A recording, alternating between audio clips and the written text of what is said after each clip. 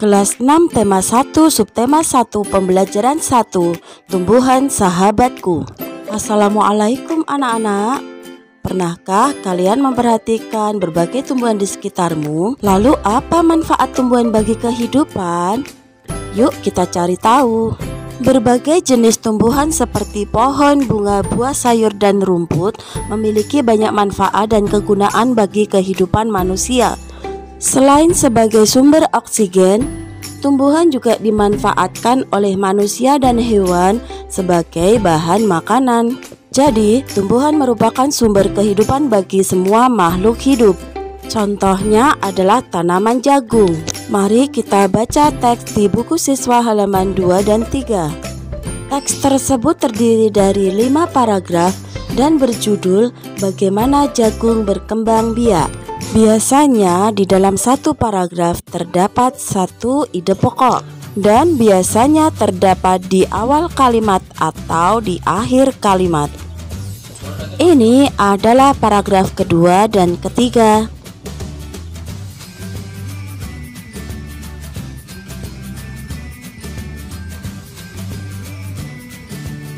Nah, selanjutnya adalah paragraf keempat dan paragraf kelima.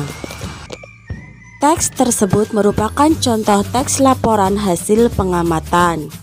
Di dalam teks laporan hasil pengamatan terdapat ide pokok.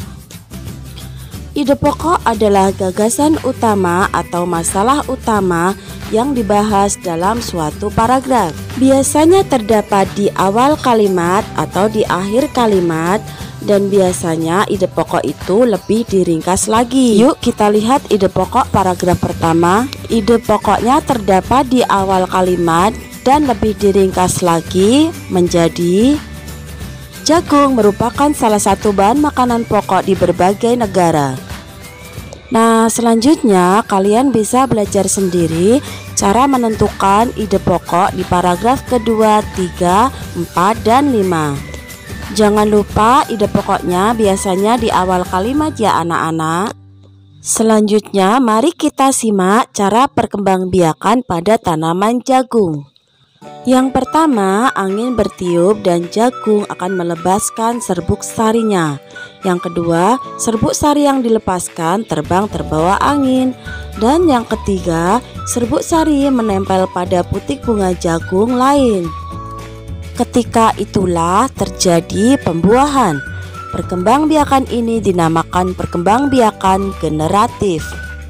Tahukah kamu bagaimana proses perkembangbiakan generatif? Nah, sebelumnya kita akan mempelajari tentang bagian-bagian bunga. Nah, di sini Bu Tuti akan ambil bunga sepatu dari kebun. Nanti kita simak bersama bagian-bagian bunganya. Ini adalah sebuah kebun kosong di dekat rumahnya Bu Tuti, dan di situ ada satu tanaman bunga sepatu yang biasanya Bu Tuti ambil untuk pembelajaran IPA tentang bagian-bagian bunga. Meskipun sudah agak layu tetapi lumayan bisa buat belajar kita. Nah, ini bunganya sudah Bu Tuti bawa pulang. Bagian bunga yang pertama adalah tangkai bunga.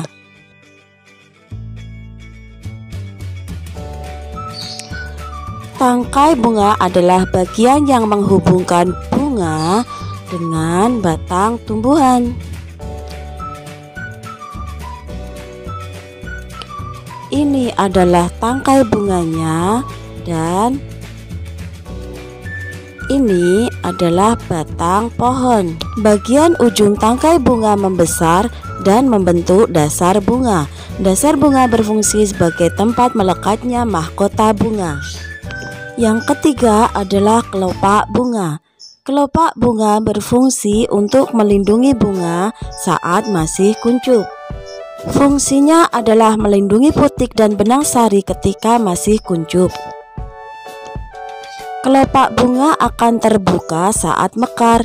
Setelah mekar, letak kelopak bunga berada di bagian luar mahkota bunga sebelah bawah.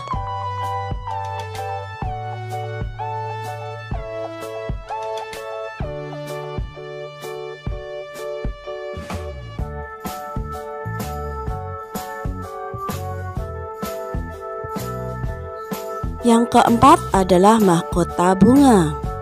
Mahkota bunga merupakan salah satu perhiasan dari bunga.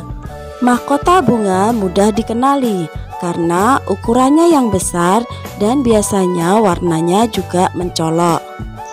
Selain membantu penyerbukan dan melindungi putik dan benang sari, mahkota bunga juga berfungsi menarik serangga agar hinggap untuk melakukan penyerbukan.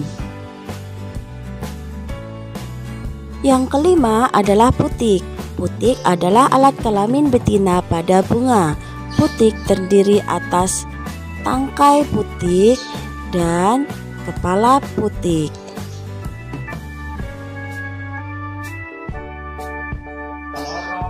Yang keenam adalah benang sari. Benang sari adalah alat kelamin jantan pada bunga.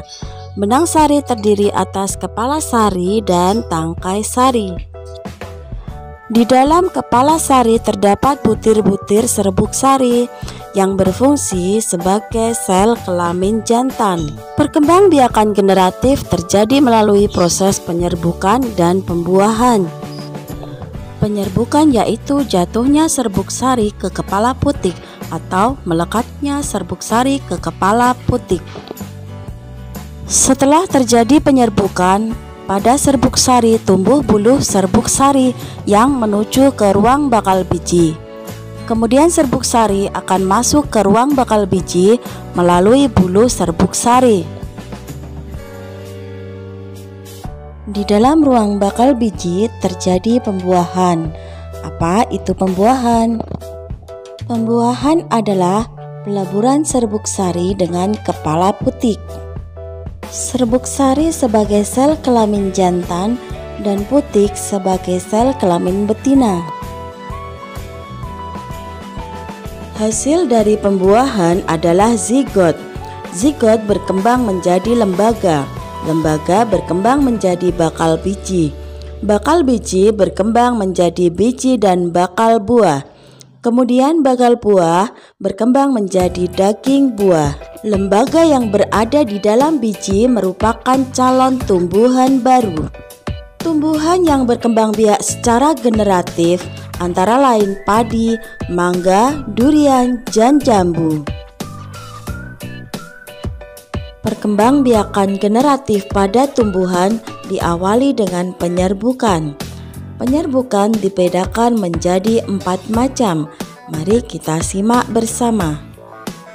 Yang pertama adalah penyerbukan sendiri, yaitu apabila serbuk sari jatuh ke kepala putik bunga itu sendiri.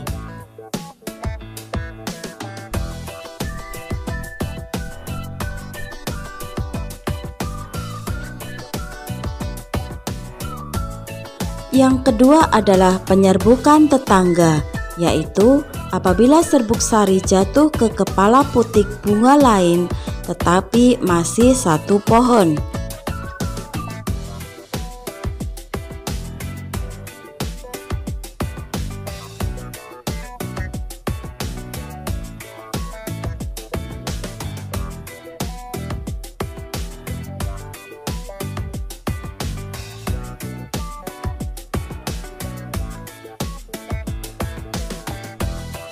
Yang ketiga yaitu penyerbukan silang, yaitu serbuk sari jatuh ke kepala putik bunga lain yang berbeda pohon tetapi masih satu jenis.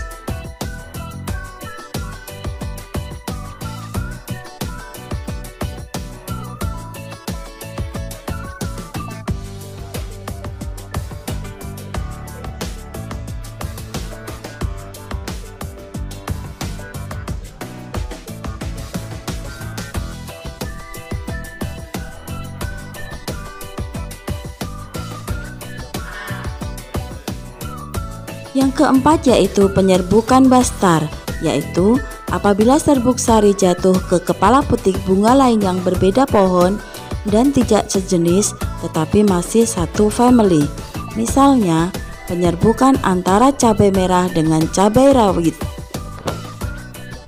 Bunga kembang sepatu tumbuh di Indonesia dan Malaysia.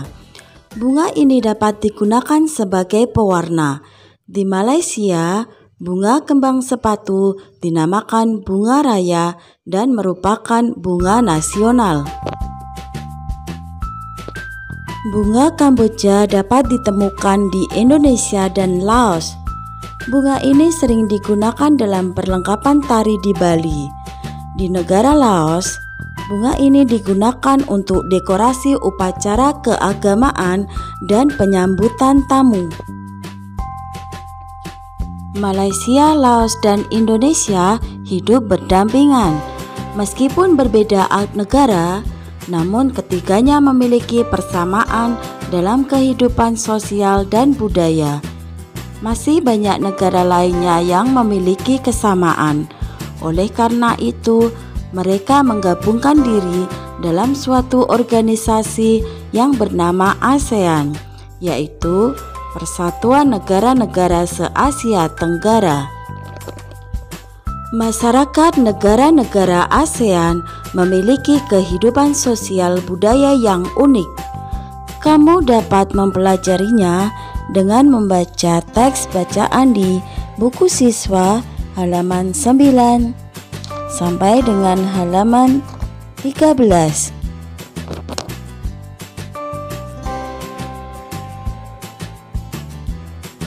Demikianlah tadi pembelajaran kita pada hari ini. Wassalamualaikum warahmatullahi wabarakatuh.